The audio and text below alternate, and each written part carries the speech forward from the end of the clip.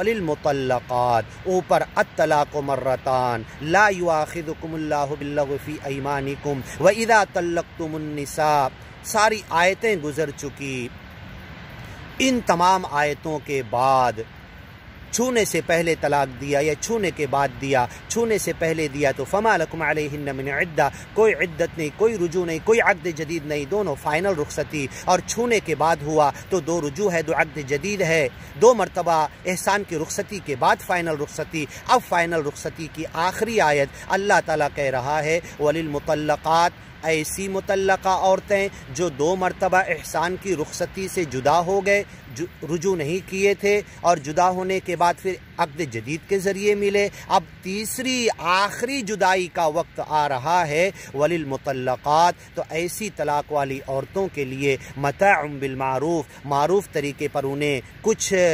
متاع، فائدے کا سامان دے کر رخصت کرو، ایکسٹرا مہر تو نکاح کے وقت دینا، باقی حقوق نان نفقے دینا، اور جو بھی ہے دودھ پلائی دینا، سارے جو احکام آئے وہ سب دینا، ٹوٹل ادا کرنے کے بعد ایکسٹرا اللہ سے تقوی اختیار کرنے والوں پر حق یہ بنتا ہے وللمطلقات متاع بالمعروف، فائدے کی مال متاع ان عورتوں کو دے کر، ایکسٹرا دے کر رخصت کرو۔ آخری تیسرے طلاق کے بعد، تین طلاق کے بعد نہیں، ایک ساتھ تین ہوا اس کے بعد نہیں ہے یہ آیت تیسرا طلاق جو دو پروسیجر کے بعد، دو طلاق کے بعد، رجوع کے بعد یا عقد جدید کے بعد آیا، تو اب یہ فائنل لاسٹ رخصتی